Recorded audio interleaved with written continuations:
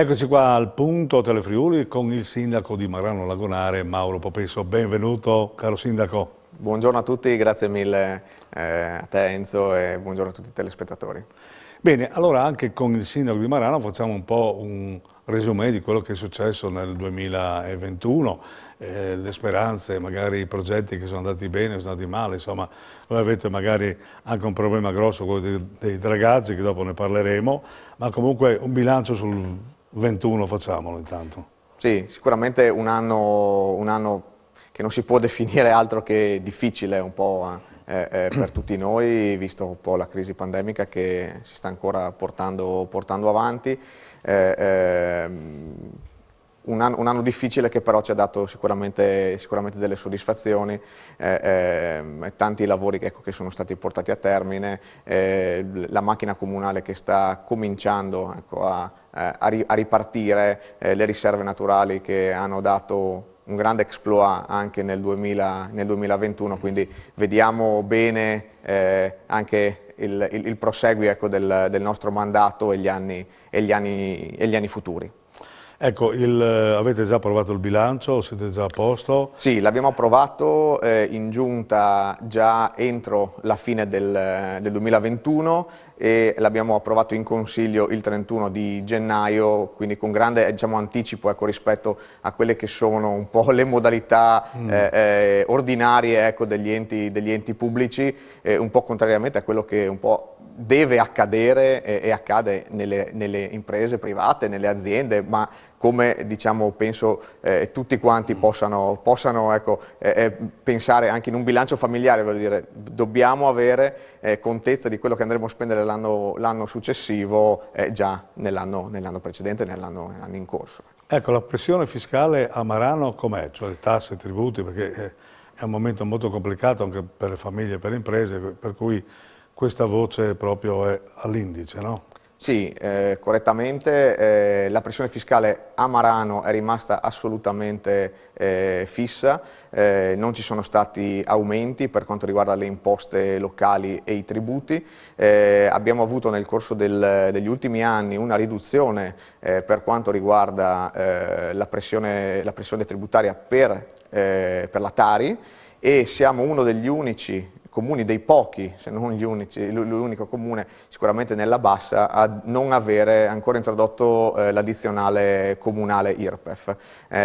Questo sicuramente è un vanto che ci sentiamo di portare avanti perché soprattutto in questi momenti la pressione fiscale sulle famiglie è qualcosa di veramente da tenere sotto controllo. Ecco, allora parliamo subito dell'economia della zona che comunque vede i pescatori diciamo così, nell'occhio del ciclone, perché evidentemente l'economia è cambiata, la pandemia ha azzerato un po' di situazioni, poi c'è anche la situazione dei dragaggi, no? Ecco, ci vuole dire come siamo? Sì, certo. La situazione economica, soprattutto per il comparto della pesca, è una situazione difficile che si porta avanti già da diversi anni per diverse concause, ecco, sicuramente una poca produttività, chiamiamola così, della laguna stessa, il mare stesso che dà poco in questi anni e poi la regolazione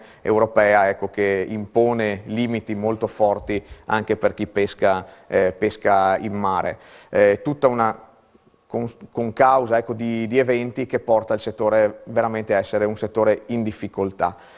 Non per ultimo, bisogna dirlo, la questione dei dragaggi, soprattutto in questi periodi in cui le maree hanno un'escursione più ampia rispetto agli altri periodi dell'anno, i pescatori hanno grossissime difficoltà, addirittura sono impossibilitati ad uscire e a rientrare in porto con un danno economico in primis, ma anche con dei problemi di sicurezza degli equipaggi che una volta che sono fuori in mare devono avere la possibilità assolutamente di rientrare.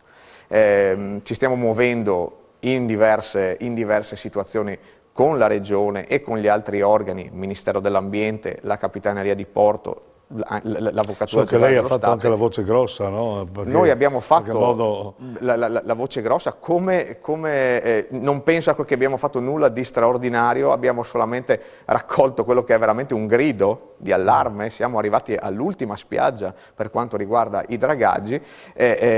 Quest'estate, la scorsa estate, nel 2021, abbiamo fatto una grossa manifestazione che ha portato centinaia di imbarcazioni a muoversi da Marano verso Lignano. È stato un momento, ecco, di grande coesione anche della comunità maranese. Adesso bisogna aspettare questi risultati di questa manifestazione. Speriamo in qualche modo, ecco, che i dragaggi partano subito. I progetti ci sono, la Regione ha messo i finanziamenti, stiamo solamente aspettando che si parta. Cioè, ma qual è che osta? Un po' la burocrazia, un po' l'ok da Roma, un po' la Regione, mi pare che sia data da fare, no? Sì, la Seppur Regione in maniera anche non molto sollecita, devo dire, perché è qualcosa che è da tempo che è lì Sì, sono assolutamente moltissimi anni. A Marano non si draga più dal 2015. Quindi, insomma, quindi sono quasi 7 anni, ecco, 7 anni di fango che entra all'interno del porto e che non viene poi rimosso. La Regione si è mossa in questi ultimi anni anche facendo, come si diceva, la voce grossa a Roma. Siamo in attesa, e sembra un paradosso, siamo in attesa di un parere dell'Avvocatura Generale dello Stato che non arriva da maggio del 2021 e abbiamo le barche ferme in porto appoggiate ormai sul fondale. Questo è un paradosso, no, del nostro con danni anche al Stato. famoso mercato del pesce che Assolutamente, avete voi, una cosa, assolutamente. no, È un paradosso del nostro Stato in cui due enti dello Stato stesso interpretano in maniera diversa una norma. Non è possibile andare avanti. Intanto i pescatori sono fermi. Intanto i pescatori sono fermi, le barche turistiche non riescono ad uscire, i diportisti hanno grossissimi problemi, le marine ormai mandano via un danno economico, insomma, enorme, importante anche per le ditte, qualcuno ha anche chiuso, no, mi pare. Il comparto dell'artigianato, della cantieristica artigiana è in grossa sofferenza. Stanno, come dicevo, mandando via le barche perché non riescono più a farle arrivare in porto. Ecco, parliamo poi dell'organizzazione del comune, insomma, c'è sempre il problema dei segretari comunali, ma c'è anche il problema di molta gente che va in pensione, per cui c'è un po' un turnover. Voi come siete messi? Allora, noi scontiamo ovviamente il discorso dei segretari comunali, la problematica dei segretari comunali come tutti i piccoli comuni. Siamo, diciamo, in trattativa con un segretario e speriamo di chiudere una convenzione in tempi molto, molto rapidi. Per fortuna siamo uno dei pochi comuni, ecco, che ha questa possibilità, comuni piccoli sto parlando, e quindi sono molto soddisfatto di questo. Per quanto riguarda il discorso dei dipendenti del comune stesso, noi abbiamo messo a bilancio, come dicevo, approvato il 31 di gennaio, le somme per coprire tutti i posti vacanti che abbiamo, quindi entro il 2022 andremo a coprire i 3 posti vacanti che abbiamo in comune, per cui, ecco, si cerca, si investe, questo è il nostro obiettivo, si investe per ritornare a far lavorare in maniera precisa e perfetta la macchina comunale. Ecco, poi c'è il Piano Nazionale di Ripresa e Resilienza, questo famoso PNRR, che interessa anche voi, no? Su qualche bando concorrerete anche voi, come siete messi, perché avrete bisogno di qualche sostegno o avete già in casa qualche Assolutamente. Esperto? Allora, sicuramente stanno valutando i bandi che escono e che stanno per uscire. Stiamo valutando il bando legato all'infanzia, alla prima infanzia, quindi il bando relativo alla costruzione e ampliamento degli asili nido e delle scuole dell'infanzia, appunto, e poi c'è un grosso bando a cui stiamo adesso valutando in che modo partecipare, è il bando dei borghi sotto i 5.000 abitanti. Ci sono ingenti risorse, diverse centinaia di milioni di euro, per cui, ecco, stiamo valutando questo. Devo dire la verità che il lavoro che sta dietro alla partecipazione di questi bandi è un qualcosa che per i comuni piccoli richiede veramente un impegno straordinario. Bisogna che la Regione metta a voi, a più di qualche comune, insomma, qualche esperto che vi dia una mano, insomma, anche per la celerità dei bandi, no? Sì. Perché se scadono dopo un domani non si può gridare, no, al destino cinico e baro. Assolutamente. Bene, e poi abbiamo la questione delle stazioni, che in qualche modo il volontariato anche lì sarà in attesa, perché io vedo, ho conoscenze anche dirette che molti con questa pandemia sono in aspettativa, cioè hanno problemi anche a dare la mano, insomma, no? Sì, diciamo che c'è, per quanto posso dire, anche una piccola crisi, anche come dicevi tu, del volontariato stesso. La gente si è un po' disaffezionata, ecco, a questo tipo di partecipazione, non tutti ovviamente, non possiamo fare di tutta un'erba un fascio.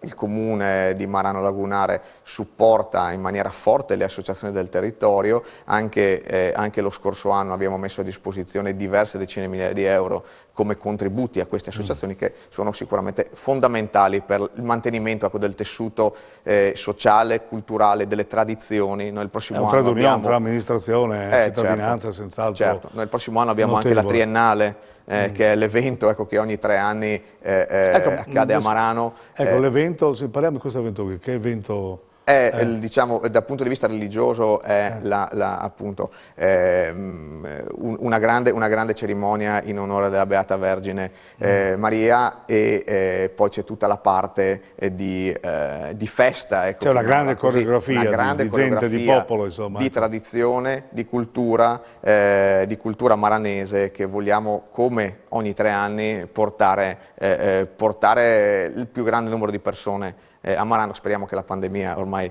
sia alle spalle, in modo da dare anche quest'anno qua una grande festa a tutti i turisti, ai maranesi, ai ritorni, insomma, a vivere un po'. Che tornino a Marano, esattamente. Ecco. E per cui, insomma, nel 22 cosa si augura? I dragaggi, l'abbiamo già detto, quelli devono partire assolutamente. Ma poi magari qualche opera in particolare che le sta a cuore? La chiusura del ponte, dei lavori del ponte della vecchia pescheria, siamo ormai giunti al termine, un lavoro che si sta prolungando da diversi anni, Covid, imprese che sono fallite, è successo di tutto a quel cantiere, cerchiamo di chiudere in tempi più rapidi possibile. Bene, allora con questo augurio al Sindaco di Marano, che io ringrazio per la sua disponibilità e cortesia a partecipare qui alla nostra trasmissione, vi do appuntamento a una prossima puntata del Punto. Scrivetemi ancora, voi sapete, anche sull'email o sul messaggino che mi mandate. Naturalmente vi ringrazio sempre per l'affettuoso augurio che mi mandate, anche qualche critica che io tengo conto, e naturalmente alla prossima.